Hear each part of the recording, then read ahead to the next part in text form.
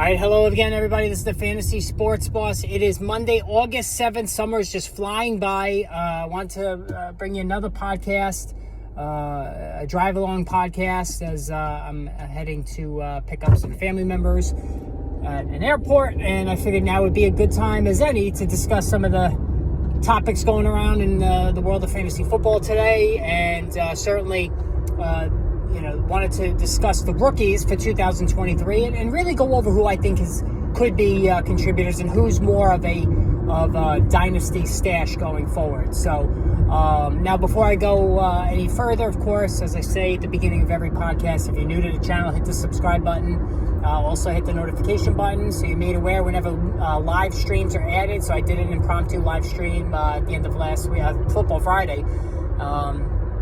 Kind of just jumped on there, so if you had your notification bell hit, you would have gotten that notification. You could have jumped on and joined me. If you have any questions, you could always email me, rangerfan28@yahoo.com, and I'll use it here on the podcast. So the big news of the day, and I wouldn't even consider this news, is the fact that the New Orleans Saints brought in Kareem Hunt for a workout. And, as we've seen with Dalvin Cook and the Jets and the Patriots and Ezekiel Elliott, and Leonard Fournette, all these guys that are free agent running backs that have had visits. Elliott visited with the Patriots, as did Leonard Fournette. This generates news. And really, one of the big themes of this summer has been not just the tumult at the running back position in terms of contracts and holdouts and what have you, as we still have J.K. Dobbins, Jonathan Taylor, and J.K. Dobbins, Jonathan, who am I drawing a blank on? Oh, Josh Jacobs, still waiting to get back into camp. We have guys like Hunt and Cook and Fournette. While their best years are clearly behind them, they could still be helpful, and they're still waiting to be signed. So, as I discussed in the Hunt video, and you can see it, I posted it earlier today, I think really it's just a move to replace Kamara's pass catching for the first 3 games of the season, which Kamara is suspended for. Any kind of gain that Kamara garnered in terms of 2023 drafts, that's now going to be offset by this news of Hunt possibly signing with the Saints. If he actually does, we don't know. I mean, like I said, we've seen a lot of instances of these guys visiting and never coming away with a contract. I mean, hell, Dalvin Cook, it was widely assumed he was going to, before he left the building, he was going to sign, and he left town without a contract. So, like I said, this is not a big deal in terms of fantasy football. If Hunt sticks around, if he does sign, he sticks around after Kamara's suspension is over, then maybe that knocks Kamara a little bit more in fantasy football. But, really Kamara is straddling that running back 2, running back 3 zone, and I think that's not going to change now going forward. And if you were interested in buying low on Kamara, you're still going to have that opportunity, even if Hunt signs. Even more so, because now his price will probably drop. Now, the other news, that's not big news, but could have a trickle-down effect, is Ronald Jones got injured. He's already suspended for a couple of games. Now he's going to miss time with an injury. So not to start that Ronald Jones. And honestly, I think the Dallas Cowboys should just cut him loose. I mean, there's no reason to keep Ronald Jones around. I guess he's the power complement to Tony Pollard's explosiveness and speed. And this is the problem here, potentially, for Tony Pollard. Given all the issues that Ronald Jones is dealing with now with the suspension and injury, do they reach out again to Ezekiel Elliott? This rumor is not going to go away unless we, reach week 1 and Elliott's not in a uniform, and even then he's still a threat to come aboard at some point, or 2, Elliott signs somewhere. He's already had a workout with New England, didn't get a contract. I don't know what the Patriots are looking for. Like I said, they brought in Fournette, they brought in Elliott, they brought in Dalvin Cook, and did not sign any of them. They even brought in Darrell Henderson. So, does Ronald Jones' situation have an impact on Ezekiel Elliott's signing with Dallas? That's what we have to find out now. So that will be interesting to see. And again, that move would have dangerous, that's strong, not dangerous, that's a strong word, but it would have significant ramifications for Pollard's fantasy football value.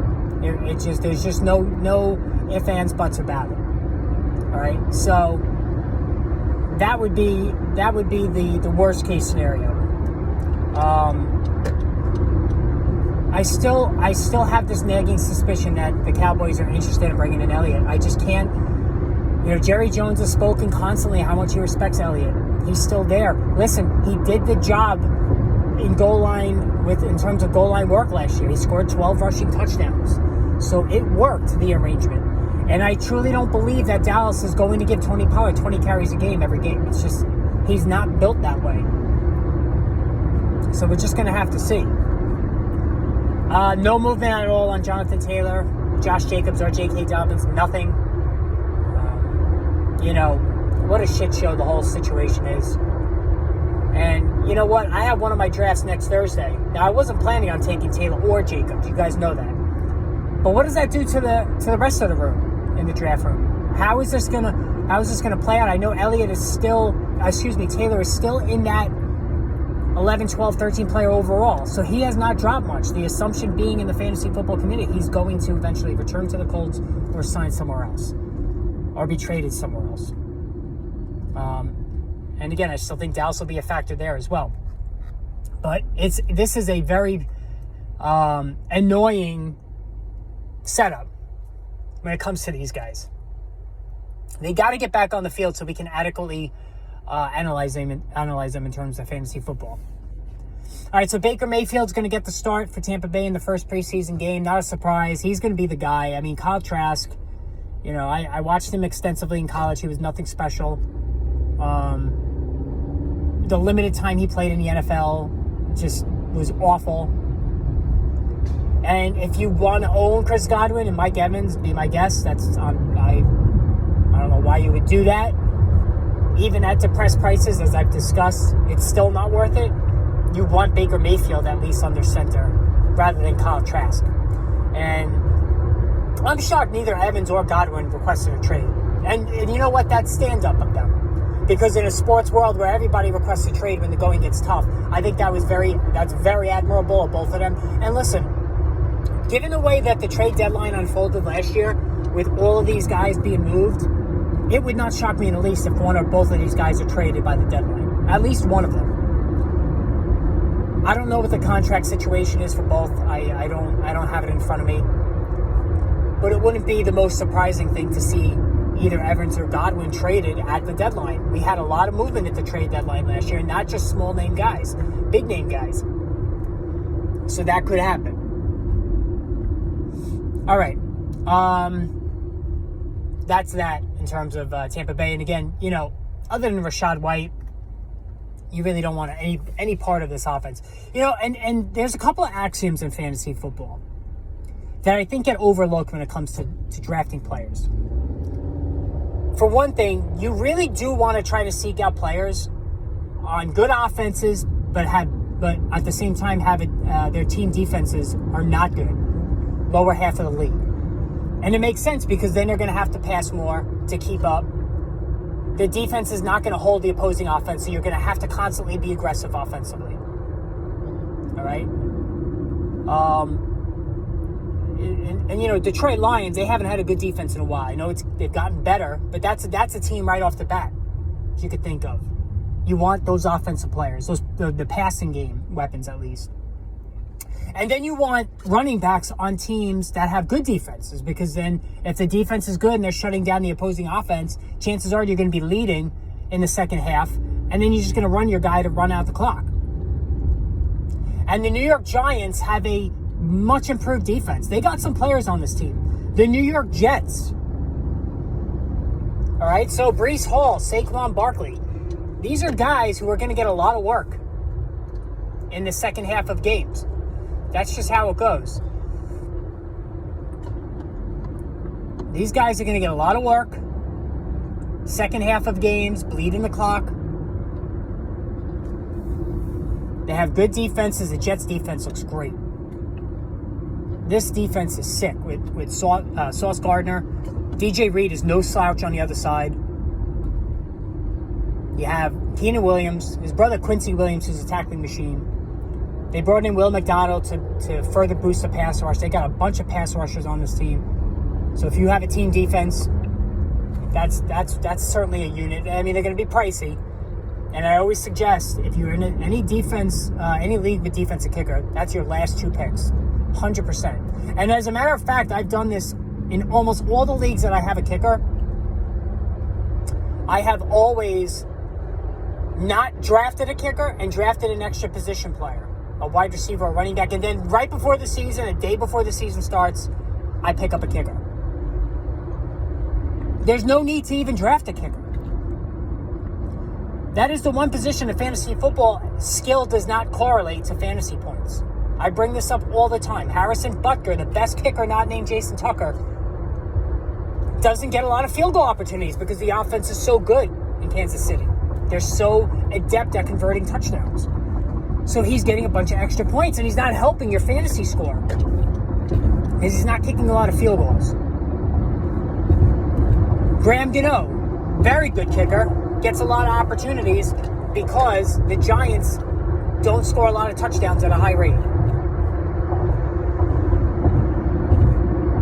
So, never draft a kicker. Pick one up right before the season starts. Draft an extra position player. Instead, draft your defense. Hell, you can even do it with defense. I always stream defenses. You don't even have to draft the defense either, honestly. I stream defenses all year. We do that running back, too. So if you want to pick up an extra position player, by all means. Or an extra 2 position players, by all means. And then you just, by the end of preseason, training camp battles have been decided, whatever injuries cropped up, then you can make a better judgment on your roster. You don't want to cut a backup running back and then, because you want, you don't want to pass over a handcuff running back to pick a defense or a running back or a kicker, and then the starting running back of that team gets hurt and you could have had him, but instead you drafted a kicker or a defense. You don't want to miss out on those opportunities if somebody gets hurt in preseason to have that handcuff running back ready. And remember, guys, the handcuff running back strategy worked awesome all last year. Keep doing it. If your league allows it, and they should, there's nothing against the rules. Some people frown upon this, and I don't understand it. I think it's complete BS. Pick up, if you have an extra bench spot or 2, pick up a handcuff running back, a backup like a Jaylen Warren, a good backup, not a crappy backup, a good backup. And that way, if the starter gets hurt, you got him already on your team. You don't have to fight waivers or use the free agency money. It's a proactive move. It's a great move. It's an overlooked move. Every week you do this. You pick up the top handcuff backs that are available on your waiver wire. Pick up starting with the 1 o'clock games. Once the 1 o'clock games are over, if Najee Harris stayed healthy throughout the 1 o'clock Steelers game, you drop Jaylen Warren, you pick up somebody from 4 o'clock. And so on and so forth. And you just rinse and repeat. And it's a great strategy. And every week I'm going to have a video talking about this, which guys you should pick up for that week. You don't want to pick up a bad handcuff, a guy that's, like a Matt Breida. I mean, that's not going to help you if Saquon Barkley goes down. I'm sorry. You want to have a guy like a Tank Bigsby if he is available. So, but anyway. So, rookies in fantasy football, in fantasy baseball, any fantasy sport, they're always the darling. Everybody wants the rookies because it's untapped, it's unknown potential. And hell, look at a couple of years ago with not only Jamar Chase, but Jaylen Warren, stud wide receiver ones right out of the gate. Now, that's obviously not typical. And, that's almost like an outlier. But, and it used to be receivers that took, 2 or 3 years for them to find their footing. Now they're contributing year 1 because of the pro-style offenses that are starting to push out the gimmick offenses in college. You still have the air raid, you still have, the options and all that stuff. But you're getting more pro-style offenses now. And that's helping speed up the learning curve for all involved, whether it's quarterback or wide receivers. But in terms of fantasy football this year in single quarterback leagues, obviously Anthony Richardson we talked about a lot. He's the number one guy by a mile. And you all know why. He's, whether you want to call him Cam Newton, Justin Fields, he is an electric runner, electric athlete. No questions asked. I think he's being drafted right now, quarterback 13, which sounds about right. The upside's tremendous, but 13 college starts, terrible accuracy, poor decision making, not the best mechanics, throws off his back foot, inconsistent release, all of those things, he's got to be schooled.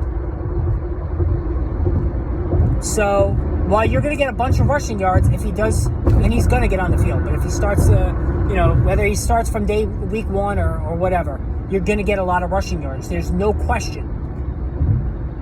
But in the single quarterback league, I still think you're pushing it a little bit. I think we're getting a little seduced by his athleticism, and no doubt that's impressive. But I wouldn't go crazy. If you could draft him as your backup, great. You're not going to get you're not going to get a higher upside backup, hands down. But that's as far as I'm going with him. And then you have Bryce Young and C.J. Stroud. Will Levis is just a dynasty guy and not somebody I even particularly like. Accuracy, decision-making issues for sure. Bryce Young, unbelievable brain for a quarterback. Unbelievable accuracy. He goes through his reads. He's just a phenomenal thrower of the football. Now, he's slim. He's, under 6 foot. He's under 200 pounds. That's scary for a quarterback. Quarterback that's going to get hit a lot. That's scary. But listen, Russell Wilson, Drew Brees. Drew Brees not anywhere near the athlete Bryce Young is. Now, Bryce Young is not a runner. He can run, but he's, he'll be a semi-productive guy on the ground, maybe 250, 300 yards, which, okay, great. But that's not going to be his game. He's got some weapons in this passing game. Not great. QB2 for sure in single quarterback leagues. I wouldn't draft him. Same thing with C.J. Stroud. The Houston offense is a mess. They have nobody at receiver. Dalton Schultz will be the security blanket. I actually think Dalton Schultz is severely underrated. But I do like C.J. Stroud. I was very high on him coming out of college. I know the whole thing with the Wonderlic test or whatever the test was that he did terrible on. But his accuracy was terrific also. Underrated athlete. Didn't run as much. Wasn't asked to run much. But he's got ability. But him too, like Young, that's more of a story for next year in terms of fantasy football. Now, running backs. Bijan Robinson, middle first-round pick. We all know that already. No need for me to rehash on him. You're not here for that. You already know what he brings. Running, receiving, everything. Best prospect at running back since Saquon Barkley. So no need to even reiterate on that. Jahmyr Gibbs, 12th overall pick, explosive athlete, PPR gem, 60-plus catches, 500 rushing yards, 8 to 10 touchdowns total. Dave Montgomery's going to take the goal line work, so don't go too crazy projecting him. But in PPR leagues, like in standard, you can put Gibbs in running back 2 for sure. In PPR, he's a low-end running back 1. And the Lions run the ball a whole bunch, and they have the best offensive line in football. So he is somebody I'm actively seeking in round 4 if I can, but now he's moving into round 3. All right, Zach Charbonnet or Charbonnet, and I got to look up how you pronounce his name, the running back, UCLA, healthy, had an injury scare, 2nd round pick, he's going to be used. All right, he's going to be used. Excellent receiver, excellent runner. When I talk about handcuffs, he might be the best, the most. You have to have him handcuff running back in fantasy football. You have to draft this guy because Kenneth Walker always gets hurt. And he doesn't catch the ball. He runs upright. He's going to get hurt. Zach Charbonnet is probably the most sought-after handcuff I'm gonna tout out there. He is a 3-down back if he gets on the field. No questions asked. Without a doubt. All right, Devin Arcane. Dolphins, that's a mess. Good luck trying to figure that out. Raheem Mostert, Jeff Wilson, both capable backs. Arcane's very small. He's going to be a gadget guy.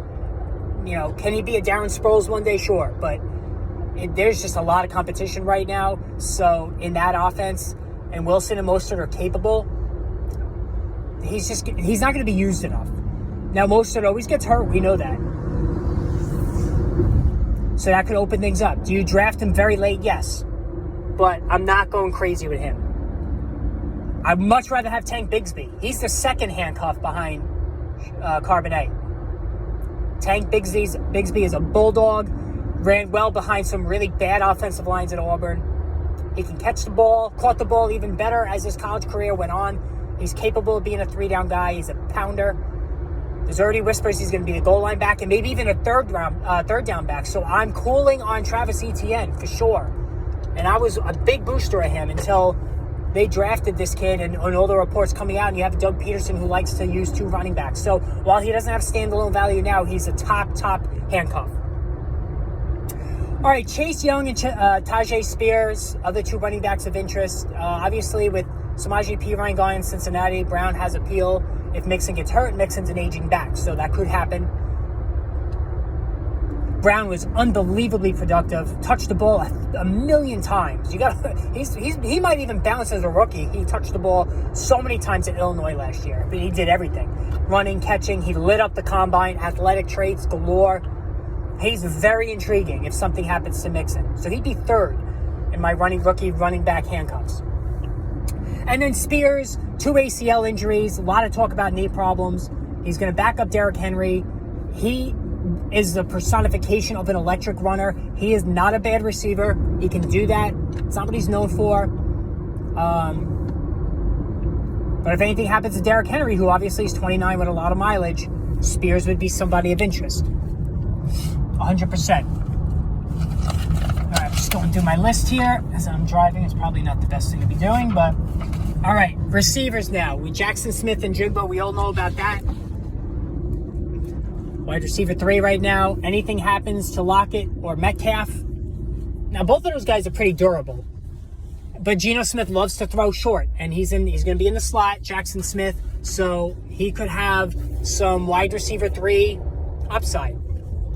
Certainly, if anything happens to the 2 guys I mentioned, Lockett and Metcalf, even more. He's the best receiver in this class, hands down.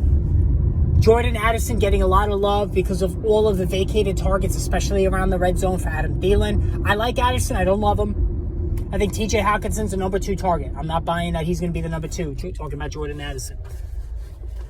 But I'm willing to, as a wide receiver 4, that's the only way I'm drafting. I'm not drafting him as my wide receiver 3. I want to do better. Zay Flowers, I would draft. He's on that border of wide receiver 3. I do like Zay Flowers. He is an explosive receiver. Deebo Samuel light. He's small, but they'll hand off the ball to him, do some jet sweeps, get him out in space. This is a receiver-needy team, the Ravens. I don't think Odell's going to hold up. Rashad Bateman never holds up. So there's an opportunity there for him. I do like Zay Flowers. Out of all the rookie receivers, that's the guy I told you that I like the most. Quentin Johnston, major deep ball talent. All right, he can go up and get it with the best of them. He could be a red zone guy right away. But he's got a similar game to Mike Williams. Keenan Allen's ahead of him. Josh Palmer's still there. Gerald Everett, Austin Eckler out of the backfield. Too many people there. I'm not chasing Quentin Johnston. I'm not going to draft him probably anywhere. Jonathan Mingo of the Panthers is intriguing just because you have an aging Adam Thielen. DJ Chark is just all right. Hayden Hurst at tight end is just all right. Not great. So there's an opportunity there. There's an opportunity for Mingo. And Miles Mims for Denver. We've already seen the awful situation there with Tim Patrick, second straight ACL tear in the summer. He's out for the season. So Marvin Mims has a chance now. So he's somebody that you might want to pay attention to, but I really wouldn't draft either one of those guys. I would just monitor them early on in the season. All right, the tight ends, Dalton Kincaid and Sam Laporta. Those are the 2 guys. I actually think Laporta has a better chance to be an immediate contributor in fantasy than Kincaid. There's more. You have Gabe Davis and Stephon Diggs, and even Dawson Knox around the red zone ahead of Kincaid, who, yes, he'll be in the slot, supposedly. That's good. but Laporta is going to be the number 2 option right now because Jameson Williams is suspended for 6 games. So they need somebody to help take the pressure off Amon-Ra St. Brown. So that could be Laporta. I like him. I would draft him very late. Same thing with Kincaid. But you know that rookie tight ends generally don't contribute. So that's what we have to keep that in mind. You know, every once in a while you get these flash in the pan. And really the tight end, so that's pretty much, you know, Michael Mayer, Luke Musgrave, that's really just free agent guys that you should keep an eye on there. You know, the tight end position really has me stressed out more than anything because, you know, in the one league where I had the 8th overall pick, I'm probably taking Kelsey if he's there. I've been consistent about Kelsey all summer, going back to last spring even.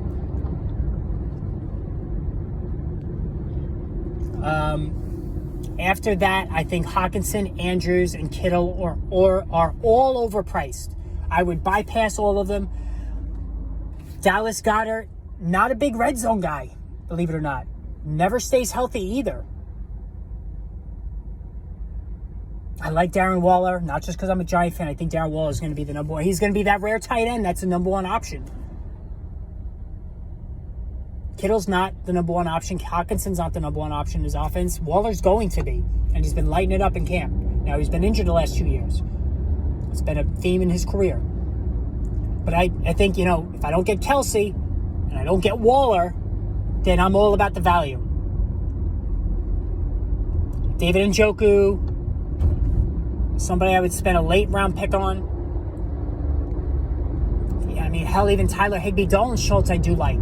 I've always been keen on Dalton Schultz because he's a big red zone guy, and C.J. Stroud has nobody to throw to. And rookie quarterbacks, it's a perfect matchup. Rookie quarterbacks love to throw to their tight end.